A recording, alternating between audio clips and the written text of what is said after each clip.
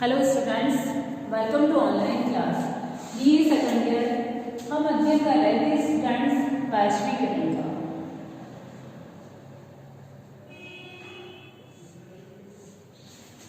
Students, वैश्वीकरण के अंतर्गत हमने वैश्वीकरण का अर्थ, उसकी विशेषताएं, साथ ही साथ वैश्वीकरण का जो प्रभाव पड़े हैं, यानी वैश्वीकरण की वजह से सामाजिक, सांस्कृतिक, आर्थिक या राजनीतिक प्रभाव पड़े हैं, या राजनीतिक, आर्थिक, सामाजिक और सांस्कृतिक व्यवस्था में जिस प्रकार के और जैसे परिवर्तन आए हैं, पिछली वीडियो तक हमने उनका उल्लेख किया था।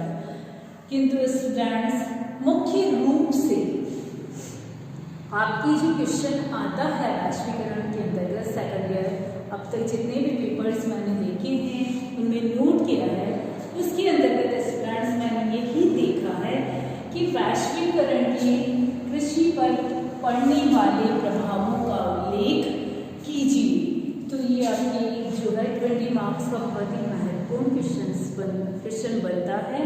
तो आज हम अध्ययन करेंगे स्टूडेंट्स, है तो वैश्वीकरण ही, लेकिन आज हम जानने का प्रयास करेंगे स्टूडेंट्स कि वैश्वीकरण ने या वैश्वीकरण के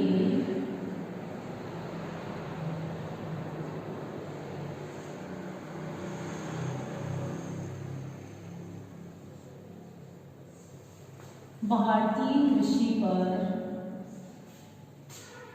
क्या प्रभाव पड़े हैं।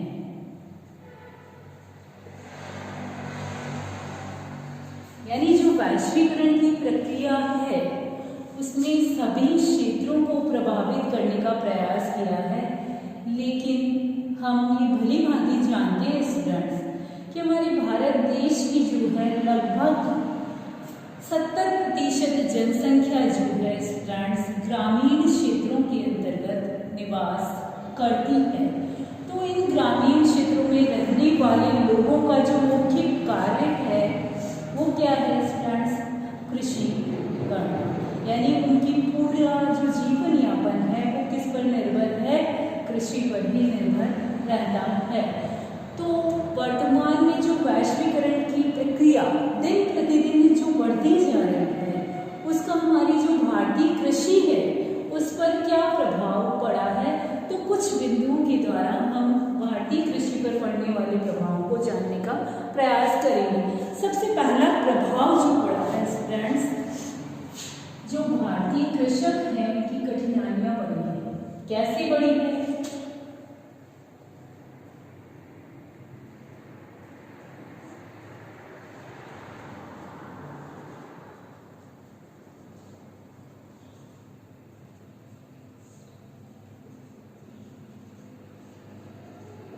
भारतीय कृषकों की जो मुसीबतें हैं, कठिनाइयां हैं, उनमें वृद्धि हुई है। क्यों हुई है स्टूडेंट्स? क्योंकि वैश्वीकरण ने कृषि में धनी और विकासशील देशों के बीच खाई बना दी। यानी वैश्वीकरण जैसे जैसे बढ़ता जा रहा है वैसे वैसे विकसित और विकासशील देशों के बीच, यानी विकसित और विकासशील देशों के जो कृषक हैं उनके बीच एक खाई बना दी है। यानी अमीर और गरीब की जो खाई है उसको बना दिया है, जिसको कि इतना आसानी से पाटना या पाटा नहीं जा सकता है। तो इसकी वजह से जो है कृषकों की कठिनाइयां बढ़ी हैं। इसका मुख्य कारण क्या है? इसका मुख्य कारण है कि जो औद्योगिक राष्ट्र हैं स्टूडेंट्स, उन औद्योगिक राष्ट्रों में जो किसान हैं उनको क्या दी जाती है? सब्सिडी दी जाती है। क्या दी जाती है? सब्सिडी दी जाती है। यानी औद्योगिक राष्ट्रों से सीधा साधा सा संबंध वहाँ के जो किसानों का है उन सब्सिडी से सीधा साधा संबंध है। किंतु जो भारत के किसान हैं वो भारत के किसान क्या करते हैं? अपने जो उत्पाद हैं वो विश्व बाजार में नहीं बेच पा रहे हैं। क्यों नहीं बेच पा रहे हैं स्टूडेंट्स? इसका भी कारण है, क्योंकि एक तो भारतीय किसान की जो पैदावार है वो पैदावार कम होती है, और कम होने के साथ साथ जो भारतीय किसान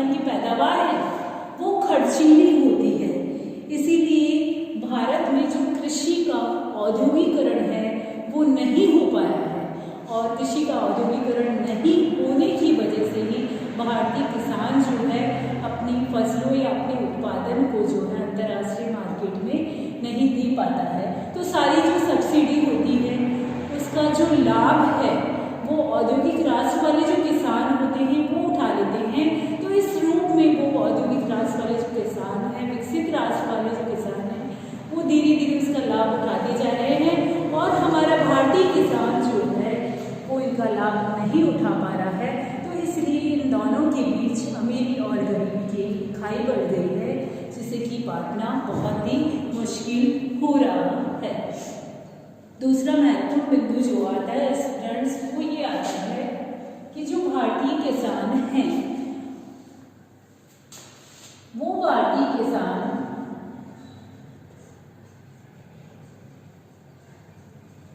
लाभ के उद्देश्य से प्रेरित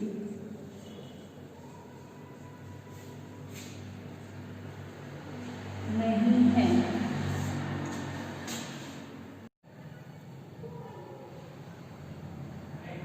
या फिर स्टूडेंट्स यूँ कह लीजिए कि जो हमारी भारतीय कृषि है वो भारतीय कृषि जो है वो लाभ के उद्देश्य से प्रेरित कृषि का विकास नहीं कर पाए।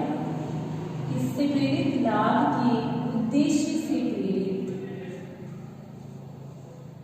कृषि का विकास,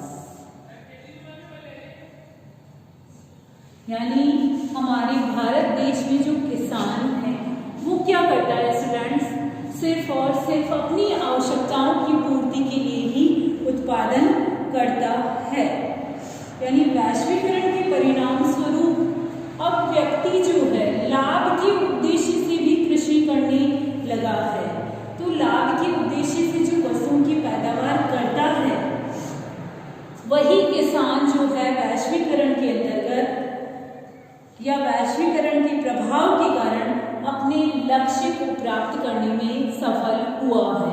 किंतु जो भारतीय किसान है वो भारतीय किसान सिर्फ अपने लाभ के उद्देश्य से नहीं बल्कि आवश्यकताओं की पूर्ति के उद्देश्य से ही कृषि का कार्य करता है। तीसरा जो आता है कृषि के जो साधन है उन पर भी इसका प्रभाव पड़ा है, किसका, वैश्वीकरण का।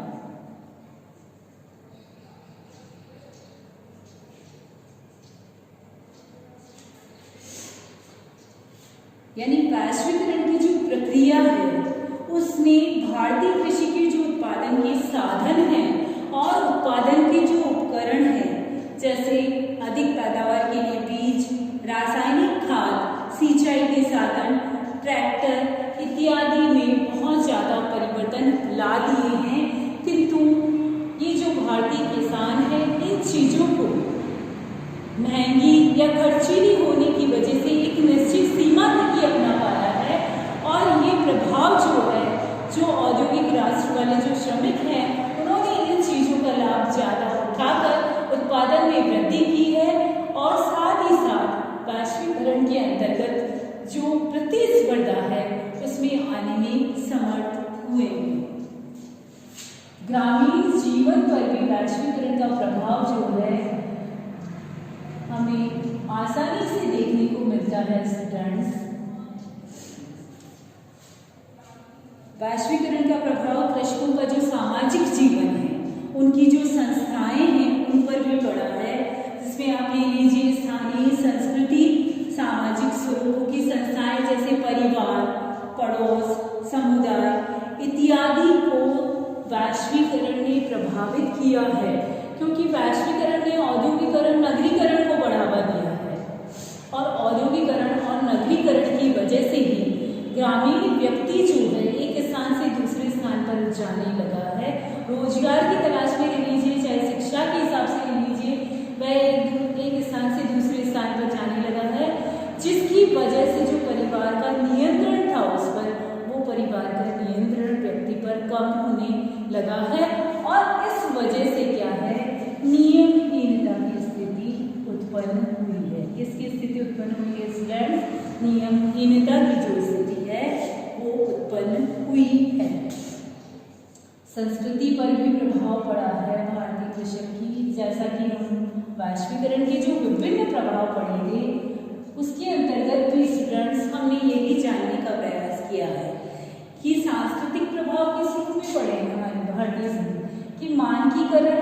विविधीकरण की नीति। एक और तो आप क्या कर रहे हैं, समानता को अपना रहे हैं, एक और आप क्या कर रहे हैं, विविधता को अपनाते जा रहे हैं। तो जो हमारी ग्रामीण व्यवस्था है या ग्रामीण कृषि व्यवस्था है, उसमें जो बाजार आर्थिक एवं उत्पादन को जो लाभ मिलते थे, उसके अंतर्गत पूंजीवादी व्यवस्था जो है ग्रहण कर रही है।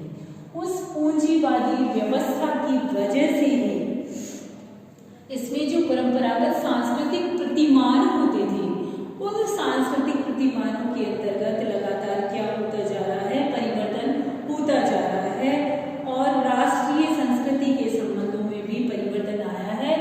और इसी वैश्वीकरण की वजह से व्यक्ति ने यानी ग्रामीण व्यक्तियों ने या भारतीय कृषकों ने नवाचारों, नए उपकरणों, उत्पादन के साधन, उत्पादन के तरीकों, प्रौद्योगिकी आदि को अपनाना शुरू कर दिया है। नेक्स्ट जो आता है, उपभोग के तरीकों में भी परिवर्तन आ रहा है। भारतीय कृषि जो है वैश्वीकरण से बहुत ज्यादा प्रभावित हुई है। इसका प्रभाव जो हमें अनेक बिंदुओं में दिखाई दे रहा है।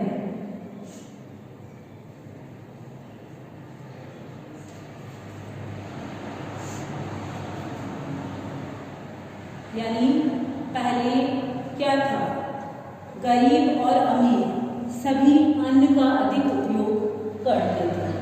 यानी व्यक्ति के लिए उत्पादन अन्न का उत्पादन किया जाता था और व्यक्ति उसी का उपभोग करता था। लेकिन वर्तमान में हम देख रहे हैं व्यक्ति के जो उपभोग के तरीके हैं, उन उपभोग के तरीकों में क्या होता जा रहा है स्टूडेंट्स, धीरे धीरे परिवर्तन होता जा रहा है। क्योंकि लोगों की जो पसंद है, उस पसंद में परिवर्तन आता जा रहा है। अब वह अन्न की बजाय सब्जी, दूध, फल, मांस, मुर्गी, अंडे इत्यादि जो विभिन्न प्रकार के उत्पाद हैं जो कि कृषि के अंतर्गत, कृषि उत्पादन के अंतर्गत नहीं आते हैं, उन उत्पादों का उपयोग करना प्रारंभ कर दिया है। तो व्यक्ति का उपभोग का तरीका बदल गया है।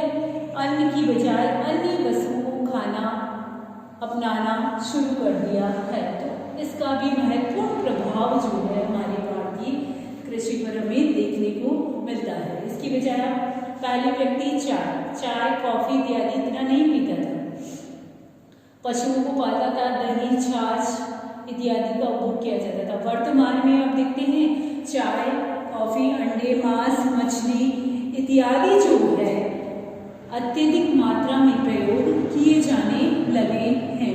साथ ही साथ आप ये भी देख लीजिए, पहले क्या था, पहले बिजली नहीं थी तो मिट्टी के तेल का उपयोग होता था। लेकिन वर्तमान में बिजली के पहुंचने की वजह से मिट्टी के तेल का उपयोग भी काफी कम हो गया है। तो व्यक्ति के जो बहुत सारे ऐसे उपभोग के तरीके हैं, खाने पीने से पहनने से लेकर हर चीज में परिवर्तन जो है ला दिया है किसने, वैश्वीकरण ने। और आर्थिक पक्ष जो है वो तो कृषि का बहुत ही महत्वपूर्ण रूप से प्रभावित हुआ है। स्टूडेंट्स, मैंने आपको ऊपर ही बताया था कि जो औद्योगिक राष्ट्र है, औद्योगिक राष्ट्र के जो किसान हैं, तो उनको जो सब्सिडी मिलती है उनका लाभ तो वो लोग उठा पाते हैं। लेकिन हमारे जो भारतीय किसान हैं, क्योंकि जिनकी पैदावार कम होती है, सिर्फ आवश्यकता पूर्ति के लिए है या फिर पैदावार होती भी है तो वो खर्चीली होती है, इसीलिए जो मार्केट होते हैं, अंतर्राष्ट्रीय मार्केट, राष्ट्रीय मार्केट जो होते हैं, उनके अंतर्गत हमारे भारत देश के या ग्रामीण क्षेत्र के कृषि के उत्पाद जो है वो टिक नहीं पाते हैं। तो इसकी वजह से हमारा जो भारतीय किसान है वो आर्थिक रूप से महत्वपूर्ण तरीके से प्रभावित हुआ है। साथ ही साथ जो सब्सिडी का जो लाभ है वो भी अंतर्राष्ट्रीय या औद्योगिक बाजारों में जो उत्पादन करने वाले श्रमिक है, औद्योगिक राष्ट्रों के जो श्रमिक है, वो सब्सिडी का लाभ भी केवल उन्हीं को मिल पा रहा है। तो इस तरह से भारतीय किसान जो है आर्थिक रूप से प्रभावित हो रहा है। साथ ही साथ उनकी जो आर्थिक स्थिति है, उस आर्थिक स्थिति में भी काफी परिवर्तन आता जा रहा है। क्यों परिवर्तन आ रहा है? क्योंकि गरीब किसानों की जो स्थिति है वर्तमान में और बद से बदतर होती जा रही है। एक कारण तो मैंने आपको बताया कि किसान जो अपनी आवश्यकताओं की पूर्ति के लिए उत्पादन करता था, अब उसे लाभ के लिए उत्पादन करना है। लाभ के लिए उत्पादन करना है तो ये उसकी खर्चीली विधि है। और खर्चीली यानी यदि आप अंतर्राष्ट्रीय मार्केट में जाते हैं तो वहाँ पर प्रतिस्पर्धा ज़्यादा पाई जाती है, और इस प्रतिस्पर्धा की वजह से हमारा जो भारतीय किसान है उन बाजारों में टिक नहीं पा रहा है। इसी वजह से जो उसकी आर्थिक स्थिति है वो बद से बदतर होती जा रही है। साथ ही साथ स्टूडेंट्स, हमारे भारत में हमने देखा है अधिकतर जो किसान हैं वो कैसे हैं, लघु जोतों वाले। यानी लघु जोत से क्या तात्पर्य कि अधिकतर किसान ऐसे हैं जिनके पास लगभग 2 हेक्टेयर भूमि है या इससे कुछ ज़्यादा ही भूमि है। यानी लगभग भारत में 78% जो किसान हैं उनके पास जो जोते हैं वो 2 हेक्टेयर से कम वाली है। अतः जो छोटे किसान होते हैं वो अपने परिवार का गुजारा भी नहीं कर पाते हैं, और वैश्वीकरण और विश्व व्यापार के प्रभाव के कारण भारत के छोटी जोतों के जो किसान हैं वर्तमान में उनकी स्थिति जो है बहुत ही ज़्यादा बद से बदतर होती जा रही है। यानी वो भूखे मरने की स्थिति तक आ पहुँचे हैं। अंतिम और महत्वपूर्ण जो भारतीय कृषि पर वैश्वीकरण का प्रभाव पड़ता है वो ये पड़ता है स्टूडेंट्स कि भारत के किसान विकसित देशों के किसानों की तुलना में क्या है, पिछड़े हुए हैं। कैसे हैं, पिछड़े हुए हैं। भारतीय किसानों की उपज विकसित देशों की तुलना में उत्तम नहीं है, इस हिसाब से पिछड़े हुए हैं। साथ ही साथ जो अंतर्राष्ट्रीय मार्केट में, अंतर्राष्ट्रीय बाजारों में जो किसान हैं वो अपनी उपज उत्पादन को बढ़ाने में अपने जो विभिन्न प्रकार के जो यांत्रिक साधन होते हैं उन सभी साधनों का प्रयोग करके उपज बढ़ाने का प्रयास करते हैं और अंतर्राष्ट्रीय मार्केट में अपनी जगह बनाने का प्रयास करते हैं। किंतु वर्तमान में भी हम देखते हैं हमारे भारतीय कृषि या भारतीय कृषक जो है आर्थिक पिछड़ेपन का शिकार रहे हैं।